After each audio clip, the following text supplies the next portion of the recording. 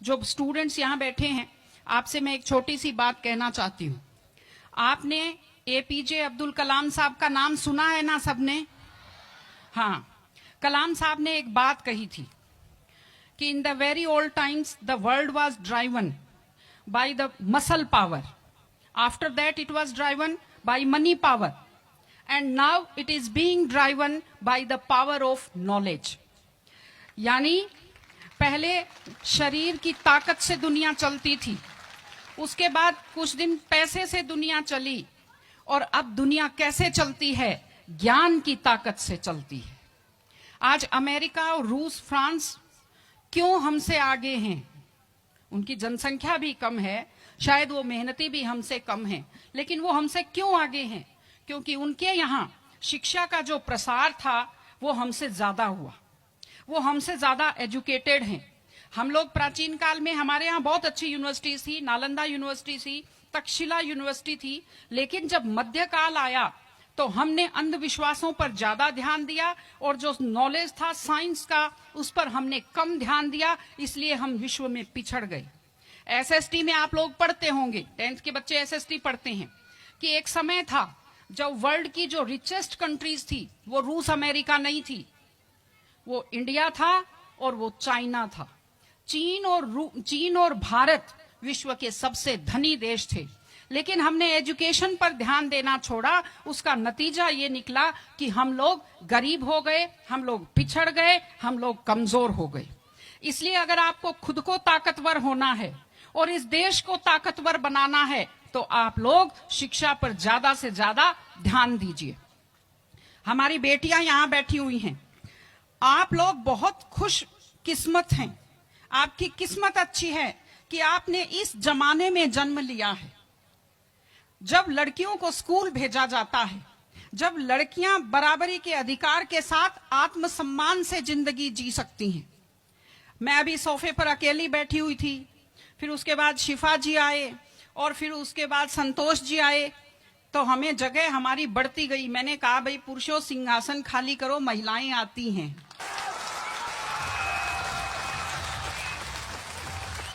तो आप लोग बहुत खुशकिस्मत हैं।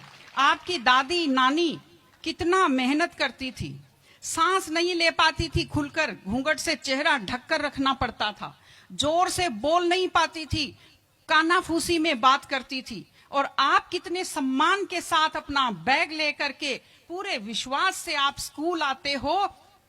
बहुत खुशकिस्मती की आपके लिए बात है, आपको इसका फायदा उठाना चाहिए। आपको कोशिश करनी चाहिए कि आप एक मजबूत नारी बने, और आपसे मैं कहना चाहती हूं कि आपके ऊपर बहुत विश्वास करते आपके पेरेंट्स आपको घर से बाहर भेजते हैं। अपने माता पिता को हमेशा अपने मन में रखिए। दूसरी चीज आप बच्चों से जो कहना चाहती हूँ, आजकल क्या है, पहले तो घर में बहुत सारे बच्चे होते थे, संयुक्त परिवार होता था, चलते ही कोई सिर में थप्पड़ मार देता था, बच्चों को बुरा नहीं लगता था, टीचर्स की मार खाते रहते थे, हंसते रहते थे। आजकल 1-2 बच्चे होते हैं घर में, बच्चे बहुत सेंसिटिव होते हैं। आप लोगों को जब आपके माता पिता टोकते हैं, आपके टीचर्स टोकते हैं, आपको बुरा लगता है। आपको बुरा नहीं लगना चाहिए, क्योंकि ये वो लोग हैं जो आपकी चिंता करते हैं। मैं आपको एक छोटा सा किस्सा सुनाऊंगी।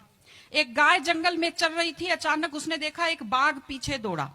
गाय भी भागी जान बचाने के लिए, सामने दलदल था, वो दलदल में थोड़ा चली, वो दलदल में फंस गई। बाघ भी पीछा करता हुआ आया, वो भी दलदल में फंस गया, लेकिन गाय से थोड़ी दूरी पर था, चल नहीं पाया। तो गाय हंसी और उसने बाघ से कहा, बाघ तू तो गया, तू मरेगा। तो बाघ ने कहा, तुम क्या हंस रही हो, तुम भी तो मरोगी दलदल में। उसने कहा, मैं नहीं मरूंगी, देखना। शाम को जब मालिक ने देखा गाय नहीं आई, वो 2-4 लोगों को लेकर आया। जब देखा गाय दलदल में फंसी हुई है, वो रस्से लाया, लकड़ी लाया और गाय को निकालकर बाहर किया। तो गाय ने बाघ को कहा, बाघ तुझे कोई नहीं निकालेगा, मैंने कहा था ना, जिसको संभालने वाले होते हैं वो दलदल में फंसकर नहीं मरता। आपके जो टीचर्स हैं, आपके टीचर्स और आपके पेरेंट्स आपको संभालने वाले हैं। अगर आप उनकी बात मानेंगे, आप डांट के पीछे छुपी हुई उनकी चिंता को आप समझेंगे तो आप बुराइयों के और गलतियों के दलदल में कभी नहीं फंसेंगे।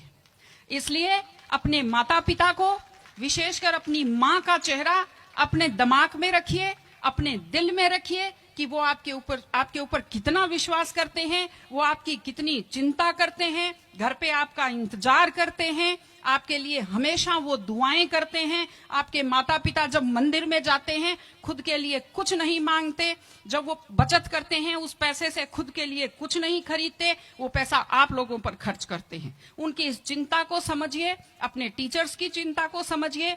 मैं आप सबको बहुत शुभकामनाएं देती हूं कि आप लोग, आपकी बुद्धि तीव्र हो, आपका मन बहुत समृद्ध हो, आपका हृदय बहुत संवेदनशील हो। मैं स्कूल को मैं बहुत बहुत शुभकामनाएं देती हूँ। टीचर से अपील करती हूँ कि व्यक्ति केवल शरीर और दिमाग नहीं होता, एक मन होता है, एक आत्मा होती है। माइंड जो है, mind is sharpened by the knowledge and information. दिमाग तो तेज होता है, लेकिन बच्चों का मन समृद्ध कीजिए, उन्हें कमजोर पर दया करना सिखाइए, उन्हें परिवार के प्रति संवेदनशील बनना सिखाइए कि वो एक अच्छे संपूर्ण नागरिक बने, जिसको कहते हैं कंप्लीट पर्सनैलिटी, वैसे बने। मैं स्कूल को, आप सब बच्चों को, आपको ढेर सारी शुभकामनाएं देती हूं। आप अच्छे व्यक्तित्व बने, आप अच्छे नागरिक बने, एक मजबूत परिवार का